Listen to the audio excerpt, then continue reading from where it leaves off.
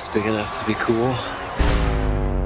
Drinks for the birthday boy right now? Costa, what are you doing? Replying. I want your ass too, Mommy. Who talks like that? I do. It works.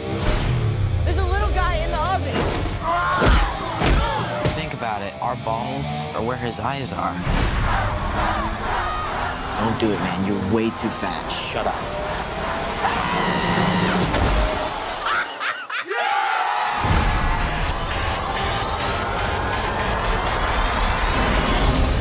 Thomas Cub. It's my birthday today. You should definitely swing by. It's on Dickens Street. That's your party? You guys are throwing that? That's where I'm going. I heard it's crazy. Cool. See you guys tonight then. What? Mind your own business, lady.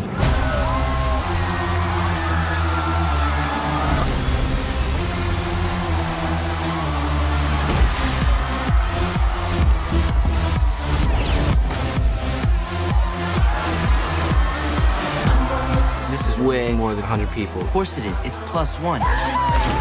Hey, would you guys mind maybe getting out of my dad's car? It's just he'll go crazy if anything happens to it.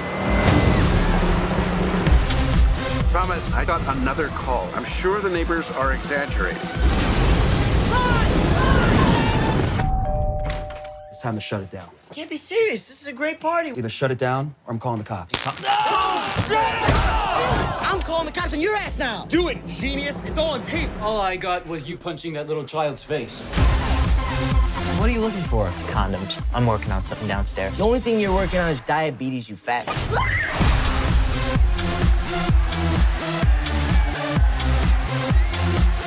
We'll have a whole day to fix this place up like new. What about this? What if my parents see it? Nobody's gonna see this but us, I promise. So you know this high school party in Pasadena. Have you seen the footage?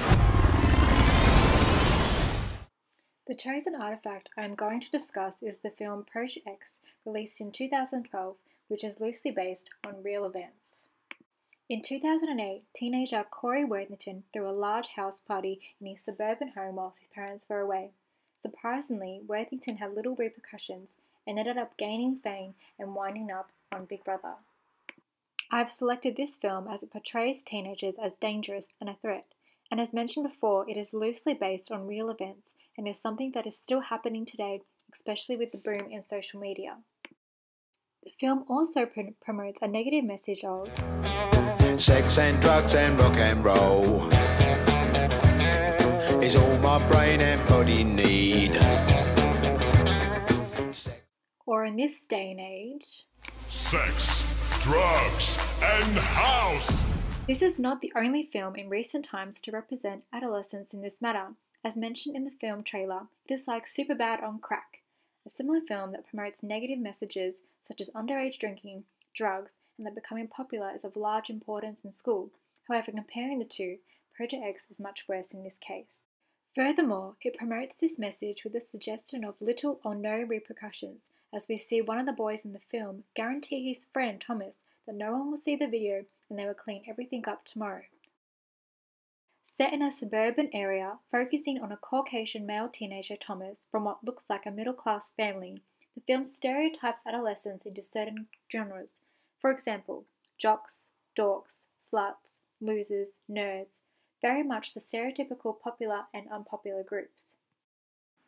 The movie also has some serious issues such as sexism, oppression, ableism, resistance to authority, lack of common sense, and to some degree, animal cruelty. David Cox, a writer for The Guardian, points out that the boys refer to their female classmates as hoes and bitches and seek out their company only as master boy aides. The girls eagerly endorse their own abuse. They're all good looking, but they may be because the invite included the injunction, ugly bitches, stay at home.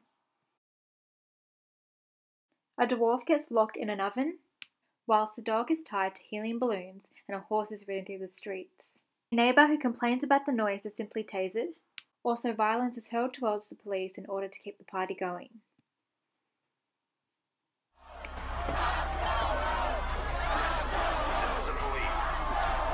Disperse peacefully and immediately, or you will be subject to arrest.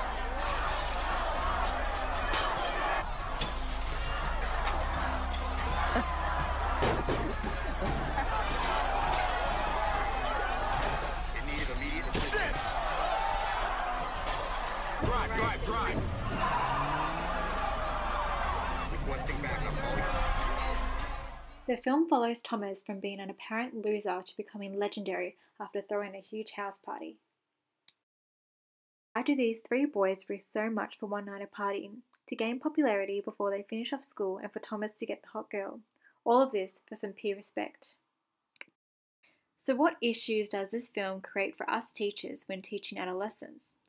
Let's first look at teenagers and what they're going through before all this added pressure from the media and examples like Project X. Dr. Arnie Rubenstein talked with ABC Radio and discussed some of the issues that teenagers have to go through.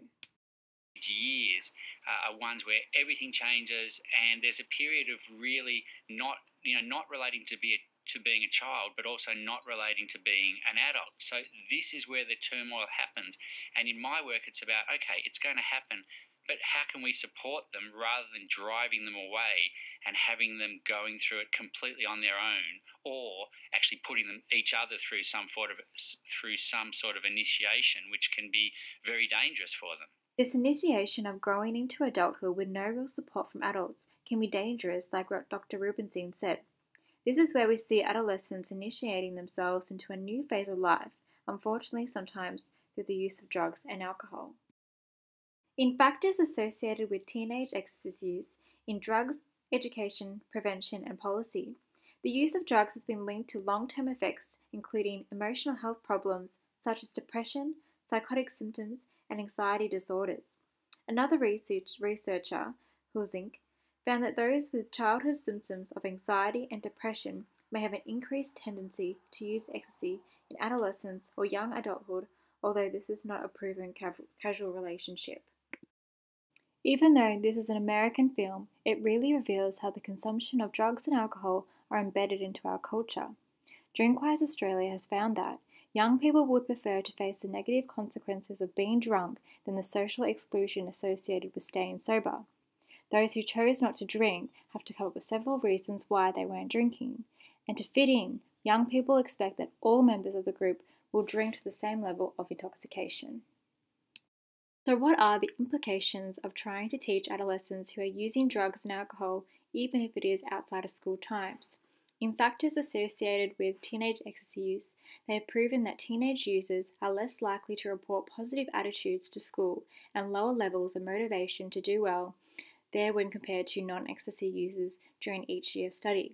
Furthermore, they were also more likely to report high levels of truancy, detention, fighting at school, and a greater likelihood to have been reported to the school principal because of misbehaviour at each stage of the research compared with non-ecstasy users. Advocate Sue Sheff puts forth that possibly the biggest reason kids drink and drive, take drugs, and do all kinds of crazy, dangerous stunts is that they think they're immortal, invincible, and bulletproof.